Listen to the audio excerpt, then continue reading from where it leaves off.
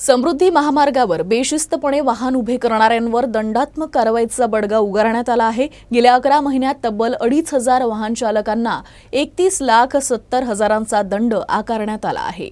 विदर्भ आणि मराठवाड्याच्या विकासाचा मार्ग म्हणून समजला जाणारा समृद्धी मार्ग हा सुसाट वेगानं वाहन चालवताना रस्त्यावर कुठेही बेफिकिरीनं वाहन उभे करणे आता वाहन चालकांना जड जात आहे। अशा तब्बल 2,500 वाहन चालकांना गेल्या 11 महिन्यात 31,70,000चा दंड ठोठावण्यात आला आहे। मार्ग साक्षरतेचा अभाव असल्यामुळे वाहने कुठेही उभे केल्यानं अपघाताचं प्रमाणही या मार्गावर वाढलं आहे। या कारणासाठी बेशिस्त वाहन चालकांना हा दंड ठोठावण्यात येत असल्यानं या मार्गावर जुलै महिन्यात झालेल्या भयावह अपघातानंतर ओव्हर स्पीडचे प्रकरण कमी झाले आहे।